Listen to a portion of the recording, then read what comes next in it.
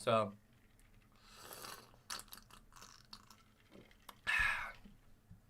but whilst I'm on the topic, why don't I go ahead and answer this? Eternalist said, please explain the mechanism why a woman would leave a stable relationship to pursue selling their body on OnlyFans. It's a common problem nowadays and is disturbing, and fuck Janies. Well, it's in every instance in which I have seen it happen. And we were just talking about this. Make sure you guys are subscribed to Simi and Jimmy Treehouse. Okay, it takes some time for some of these episodes to come out, but anything that has to do with me, I would like you to think that you're going to get what I have to say here packaged in a way that is agreeable to yourself also in these Simi and Jimmy Treehouse episodes that I feature in. So in the latest Loveline episode, which is out for some people, not everybody, if you're a paid member to a couple different people, you might have seen it.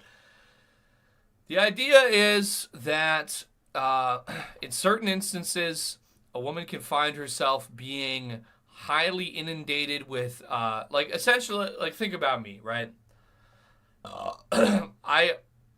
I'm here, and I am so blessed to be within a group of at least 100 or so persons, many of them which have something to say to me, and I feel very enriched to be here where I'm at. This is my perspective as a man, right? A woman's perspective, if she's exposed to some kind of lifestyle in which she is smattered with, it's something I could never comprehend, but just to think of the fact that, let's say 1,000 supermodel women that aren't porn bots run by Indian men would be like, oh my God, Eggy, you're so eggalicious. That would probably make me feel some type of way. I don't know, not the way that a woman would, but,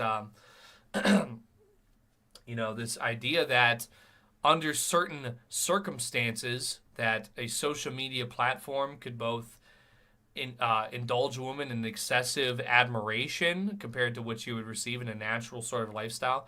And then we're talking about certain websites being involved here. This could also be a profitable venture. And so the stability of a relationship, goes way, way, way back to the very beginning with everything for me, because I used to get messages when I first started live streaming 2017, even late 2016, from established male models. Sean Oprey watched the Blackpill video. I was told that by somebody who was on set. His name was... I have it on my Snapchat. I have to look, but whatever the case is, some small tier male model, not one of these big fish that get deified by the culture. But these guys, they would be in shoots. It would be the guys that are male models. They like to go on the incel forums to read the deification that they are being seen and being worshipped to an extent. These guys are because they don't get this from the women in their industry.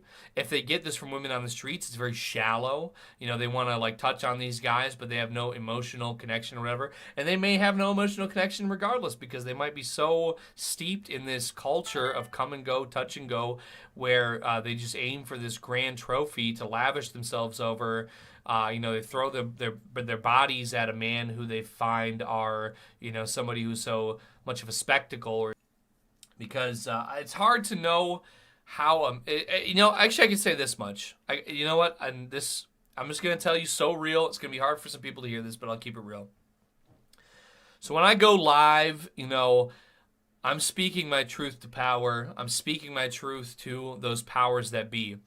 And in an objective sense, if I would have not done that, and if I had said, you know what, I love feminism and I hate those fucking incels, and I had said that, and I would have done some book tour or shook hands with Obama or whatever, I might have been given a large sum of money. That would have been something very beneficial to me in numerous ways, right? Let's say that was presented to me as an offer.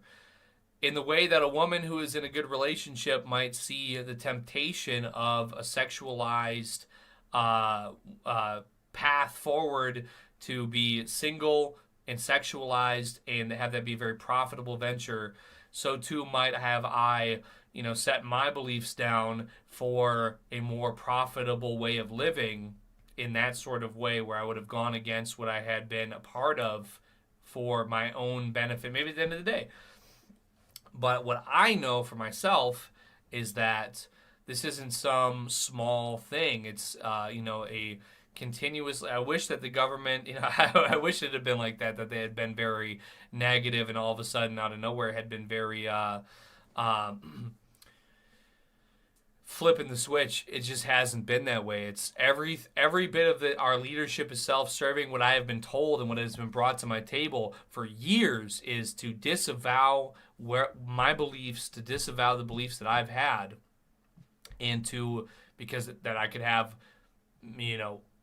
at probably $100,000 or something. I don't know, something beneficial monetarily speaking, luxuries, something lavish that I don't currently have, had I gone and disavowed my entire belief system and gone forward in a way that would have been agreeable for the powers that be.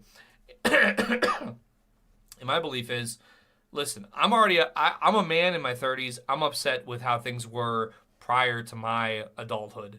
I mean, these Zoomers right now, they have been so absolutely decimated. They have been treated, I mean, this is what it is. Common Core math, they said 1 + 1 = 3. The teachers are raping them. The teachers are raping the students so often. Probably more often than not, every school teacher is raping children. They are damn near as complicit as the Epstein file personnel. This is just what it is.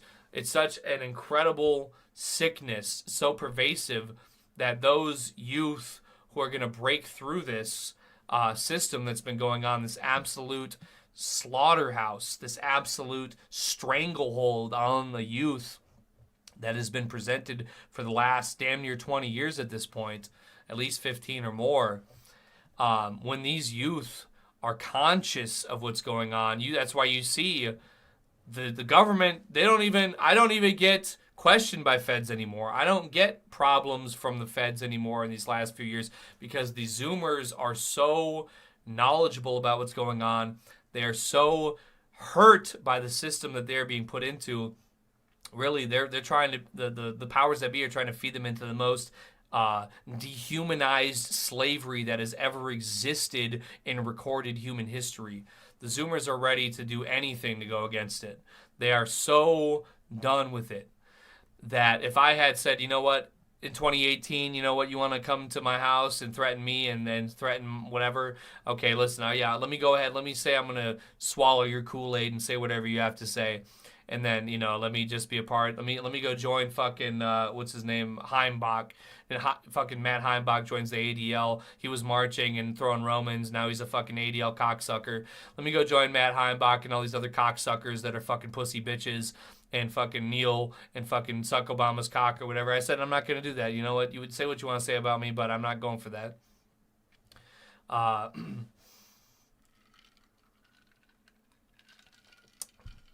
And so I wasn't enriched in that way. In fact, I was very... It was very hard for me to speak my piece, to speak my truth. Everybody got back. Listen, I'm not trying to say anything by this. All I am going to say is that Nick Fuentes even got his Twitter account back by an appeal.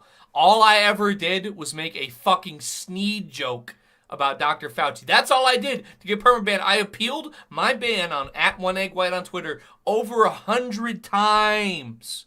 Never got back in. Everybody else got back in.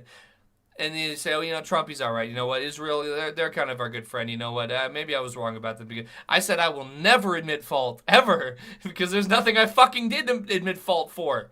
You know what I mean? I never said anything that was wrong. I made a fucking Sneed joke. You could tell me I can't, and they would never let me back. They said, you have to bend the fucking knee and suck Elon Musk's cock to get back in. I said, I'm not going to. Now I had to make a new account. I'm evading. It is what it is. They might take me out. It is what it is.